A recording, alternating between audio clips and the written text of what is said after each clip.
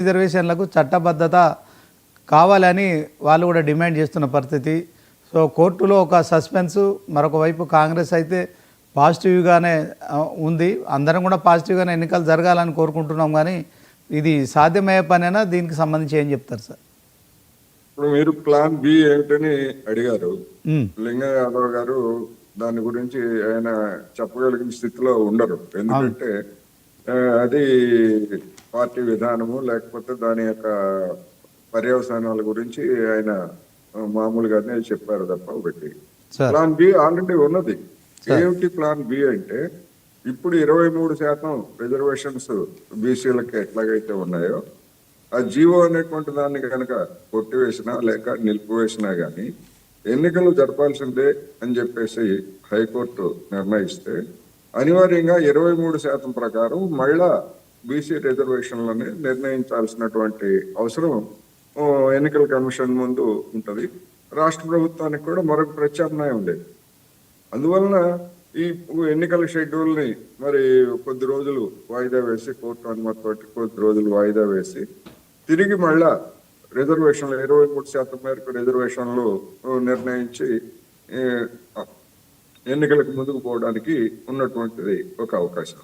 అందువలన plan B లేకుండా ఏం కాదు. అయితే అఫీషియల్ గా వాళ్ళు ఎవరు కూడా చెప్పడం లేదు అనేది మన అందరికీ తెలిసినటువంటి బహిరంగ రహస్యం. అందుకని ఎందుకంటే జనం ముందు ఒక అభిప్రాయాన్ని తీసుకెళ్లిన తర్వాత మేము ఒకవేళ అది కాకపోతే ఇది అంటే మరి ఈ సంగతి తెలిసే మీరు ఎందుకని చేశారనేటువంటి ప్రశ్నకి కాంగ్రెస్ పార్టీ ఇబ్బంది పడేటువంటి అవకాశం ఉంది. అందుకని ప్లాన్ బి ఆల్రెడీ ఉన్నది. ప్లాన్ బి అంటే అదే ఎగ్జిస్టింగ్ అంటే ఉన్నటువంటి నిబంధనల ప్రకారం, ఉన్నటువంటి చట్ట ప్రకారం ఎన్నికల నిర్వహణ అనేటువంటిది ప్లాన్ బి. ఇక తర్వాత 42% లేకపోతే ఇంకా ఎంత శాతం అనేటువంటిది తర్వాత. రెండోది మహారాష్ట్రలో బంటియా కమిషన్ బీసీ రిజర్వేషన్లకు సంబంధించి ఇప్పుడు ఇక్కడ ఎట్లాగైతే 42% అనేటువంటిది అన్నిటికీ రాష్ట్రం మొత్తాన్ని ఒక యూనిట్ గా తీసుకొని సిఫార్సు చేసిందా లేకపోతే నిర్ణయించిందా అనేటువంటిది కాకుండా, మహారాష్ట్రలో 10% నుంచి 30% వరకు బీసీల రిజర్వేషన్ ను అమలు జరపాలని చెప్పేసి ఒక సిఫార్సు చేసింది. అంటే ఒక జిల్లాలో బీసీలు 10% ఉన్నారనుకోండి జనాభాలో, 10% అంటే జనాభాలో మేమెంతమందో మాకంతా వాటా అన్న దానికి అనుగుణంగా అంతవరకే ఇస్తుంది. లేకపోయేట్లయితే ఇబ్బందులు తలెత్తేటువంటి అవకాశం ఉందనేటువంటిది దాన్ని సవాల్ కూడా చేయొచ్చు. ఎందుకంటే ఇప్పుడు జమ్మూ కాశ్మీర్ లో అటువంటి వివాదమే నడుస్తూ ఉంది. ఇప్పటి వరకు ఇంతకు ముందు వరకు 2% మాత్రమే అక్కడ బీసీలకి రిజర్వేషన్ ఉంది. ఎందుకంటే బీసీలు లేదు, అక్కడ నామమాత్రంగా ఉన్నారు. అటువంటి దాన్ని 2% అక్కడ ఉన్నటువంటి ప్రభుత్వం 8% పెంచింది. ఆ 8% పెంచిన తర్వాత అక్కడ ఉన్నటువంటి బీసీలు లేదా బీసీ సంఘాలు వాళ్ళు ఏమి డిమాండ్ చేస్తున్నారంటే, లేదు దేశవ్యాప్తంగా ఓబీసీ అంటే 27% ఉంది, జమ్మూ కాశ్మీర్ లో మరి ఆ 27% అమలు జరపాలి తప్ప 2%, 8% ఏమిటి, అందుకని 27% అమలు జరుపుతారా లేదా అనేటువంటిది అక్కడ డిమాండ్ చేస్తూ ఆందోళన చేస్తున్నటువంటి పరిస్థితి ఉంది. అందుకని అదే నార్త్ ఈస్టర్న్ స్టేట్స్ కి వచ్చేసరికి మరి అక్కడ మరొక సమస్య, గిరిజనులు ఎక్కువ మంది ఉండటం, బీసీలు లేదా ఓసీలు అనేటువంటి వాళ్ళు తక్కువగా ఉంటాం. ఇటువంటి ఒక సంక్లిష్టమైనటువంటి జనాభా మన దేశంలో స్థితిలో ఏ విధంగా చేయాలి, శాస్త్రీయంగా ఏ విధంగా సామాజిక న్యాయం ప్రకారం గిరిజనులకు కావచ్చు లేదా దళితులకు కావచ్చు, వెనుకబడిన తరగతులకు కావచ్చు, వీళ్ళకి ఏ విధంగా అమలు జరపాలనేటువంటిది ఒక శాస్త్రీయమైనటువంటి దృక్పథాన్ని అనుసరించాలి. కానీ కేంద్రంలో ఉన్నటువంటి బీజేపీ అసలు కులగణన చేయడానికే 11 సంవత్సరాల పాటు ససేమిరా అన్నది. కులగణన చేస్తే హిందూ సమాజంలో విచ్ఛిన్నం అయిపోతారు, లేకపోతే వీళ్ళ మధ్యన తగాదాలు వస్తాయి, ఇట్లాంటి రకరకాల కారణాలు చెప్పి ఇదంతా కావాలంటే రాష్ట్రాలు చేసుకోవచ్చు అని చెప్పేసి రాష్ట్రాల మీద నెపనేటండి. రాష్ట్రాలు గణన చేయడానికి లేదు, సర్వే చేయడానికి తప్ప రాష్ట్రాలకి గణన చేయడానికి రాష్ట్రాలకు హక్కు లేదు. మరి అటువంటిది ఆకస్మికంగా రాష్ట్రాల నుంచి వస్తున్నటువంటి ఒత్తిడితోటి లేదు మేమే జనగణనలో భాగంగా కులగణన కూడా చేస్తామని చెప్పింది. అందుకని వీటన్నింటికీ పరిష్కారం ఏమిటంటే రాజ్యాంగ సవరణ. రాజ్యాంగ సవరణ చేసేట్లయితే వీటన్నిటికీ ఒక పరిష్కారం దొరుకుతుంది. ఏ రాష్ట్రంలో జనాభా ఎంతమంది ఉన్నారు ఏమిటనేటువంటిది ఎట్లాగూ జనగణనలో తెలుస్తుంది. దానికి అనుగుణంగా రాష్ట్రాల్లో రిజర్వేషన్లు అనేటువంటివి నిర్ణయించవచ్చు. నిన్న కోర్టులో వచ్చినటువంటి ఇంకొక వాదన ఏంటంటే ఓబీసీల్లో వర్గీకరణ ప్రకారమే సీట్లు కేటాయించాలి అనేటువంటి వాదనను కూడా ముందుకు తీసుకొచ్చారు. అది ఒక్క స్థానిక సంస్థల విషయంలోనే కాదు, మొత్తం ఓబీసీ రిజర్వేషన్లలో కొంతమంది అంటే భూమి ఉన్నటువంటి ఓబీసీలు, భూమి లేనటువంటి ఓబీసీలు అని రెండు రకాలుగా విభజిస్తే మొత్తం భూమి ఉన్నటువంటి ఓబీసీలే ఎక్కువ శాతం రిజర్వేషన్ ఫలితాలని అనుభవిస్తున్నారు అనేటువంటి విమర్శలు వాస్తవం కూడా. అది వచ్చినటువంటి నేపథ్యంలో కేంద్ర ప్రభుత్వం రోహిణి కమిషన్ వేసింది. ఏమిటి రోహిణి కమిషన్? 2015లో వేశారు. ఏమిటి రోహిణి కమిషన్ అంటే ఓబీసీలలో దళితులకు మాదిరి వర్గీకరణ చేయాలా లేదా అనేటువంటి దాని మీద వేశారు. వేస్తే ఆ కమిషన్ 3 విభాగాలుగా ఓబీసీలని విభజించాలి, దానికి అనుగుణంగా రిజర్వేషన్లు చేయాలనేటువంటిది సిఫార్సు చేసినట్టుగా మనకి అన్అఫీషియల్ గా అందినటువంటి వార్తలు. కానీ చిత్రం ఏమిటంటే తాను వేసినటువంటి కమిషన్ని 2 సంవత్సరాల క్రితమే రాష్ట్రపతికి సమర్పిస్తే, ఎందుకంటే రాష్ట్రపతి పేరుతో వేసినటువంటి కమిషన్ కనుక రాష్ట్రపతితో వేస్తే రాష్ట్రపతి దగ్గర నుంచి ఇంతవరకు రాష్ట్రపతి కార్యాలయాన్ని మాకు పంపించండి, దాని మీద మేము ఒక నిర్ణయం తీసుకోవాలని కేంద్ర ప్రభుత్వం ఇంతవరకు అడగలేదు. అంటే దాని చిత్తశుద్ధి ఏమిటి?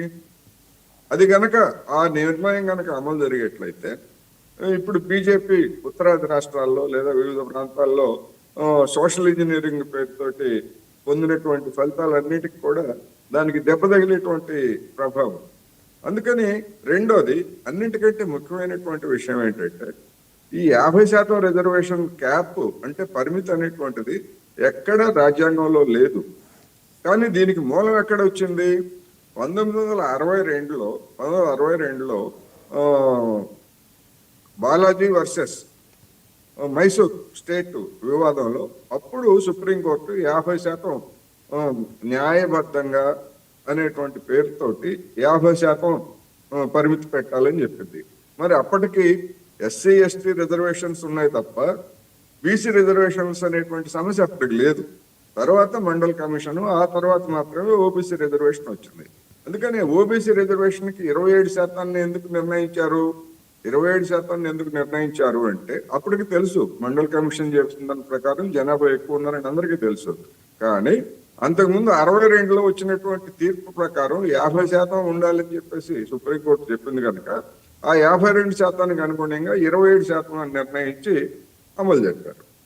తర్వాత ఇప్పుడు 10% ఈడబ్ల్యూఎస్ దీని గురించి మాట్లాడుతున్నారు. దీనికి కేంద్ర ప్రభుత్వం చేస్తుంది ఏమిటంటే రాజ్యాంగ సవరణ ద్వారా దాన్ని చట్టబద్ధం చేశారు. మిగిలినటువంటి అంశాలని ఇప్పుడు ఆ విధంగా చేయలేదు. అందుకనే ఇప్పుడు ఈ వివాదం అంతా చూసిన తర్వాత బీసీ రిజర్వేషన్లు అనేటువంటివి పెంచాలి అంటే, ఓబీసీ రిజర్వేషన్లు పెంచాలి అంటే రాజ్యాంగ సవరణ చేసి జనాభాకు అనుగుణంగా ఆయా రాష్ట్రాల్లో ఎంత జనాభా ఉంటే ఆ జనాభా తమాషా ప్రకారం ఓబీసీ రిజర్వేషన్లని పెంచుకోవచ్చు. దేశమంతటికి ఒకే రూల్ అని కాకుండా అట్లా పెంచుకోవచ్చు అనేటువంటి నిర్ణయం కనుక పార్లమెంటు రాజ్యాంగ సవరణ ద్వారా ఆమోదిస్తే దీనికి శాశ్వతమైనటువంటి పరిష్కారం ఏర్పడుతుంది. తమిళనాడుకు సంబంధించి 69% రిజర్వేషన్లు ఉన్నా కానీ దాన్ని 9వ షెడ్యూల్లో చేర్చి దానికి ఒక రక్షణ కల్పించారు. దాని చరిత్రను చూసినట్లయితే స్వాతంత్రానికి ముందు నుంచే తమిళనాడులో ఉన్నటువంటి రిజర్వేషన్స్ ని కొనసాగింపుగా అటువంటి రక్షణ కల్పించారు. అయితే దాన్ని కూడా సమీక్షించవచ్చు, అది కూడా న్యాయ సమీక్షకు అతీతం కాదు అని చెప్పేసి సుప్రీంకోర్టు చెప్పింది. ఇప్పటికే 2 కేసులు సుప్రీంకోర్టు ముందు ఉన్నాయి. అందువల్ల మరి దాన్ని కూడా ఎందుకు మీ దేశం అంతటా 50% క్యాప్ ఏమిటి, మరి తమిళనాడులో 69% ఏమిటి అనేటువంటి ప్రశ్న తలెత్తింది. అందుకని ఏం జరుగుతుంది ఏమిటనేటువంటి ఒక సంక్లిష్టమైనటువంటి పరిస్థితి ఇవాళ న్యాయ వ్యవస్థ కల్పించింది.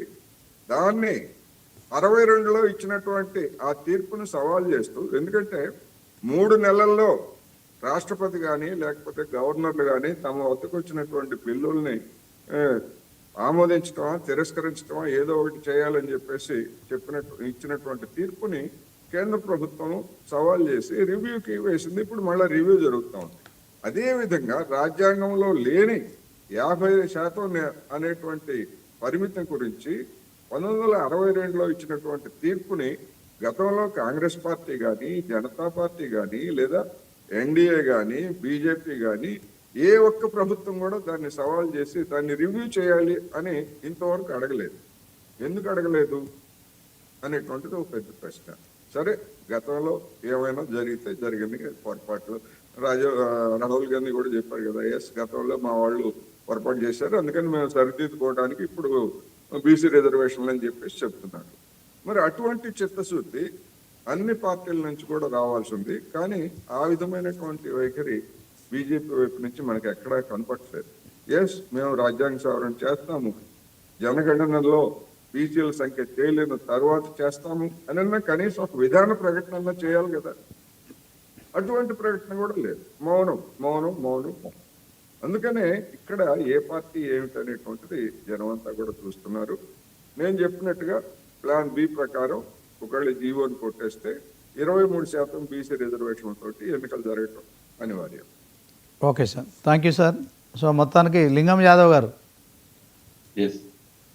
సో 23% రిజర్వేషన్లతోని మరొకసారి కనుక అంటే కోర్టులో మీరు అనుకున్నట్టు బి పాజిటివ్గానే ఉన్నాం. ఒకవేళ కోర్టు తీర్పు కనుక జీవో విషయంలో ఇంకా క్లారిటీ ఇవ్వకపోతే ఇవాళ నోటిఫికేషన్ వెలువడుతోంది. ఇదే క్రమంలో ప్రభుత్వం మరి మొదటగా జెడ్పీటీసీ ఎంపీటీసీ ఎన్నికలు నిర్వహించడానికి మరి నోటిఫికేషన్లో షెడ్యూల్లో చేర్చిన సంగతి కూడా మనకు తెలిసిందే.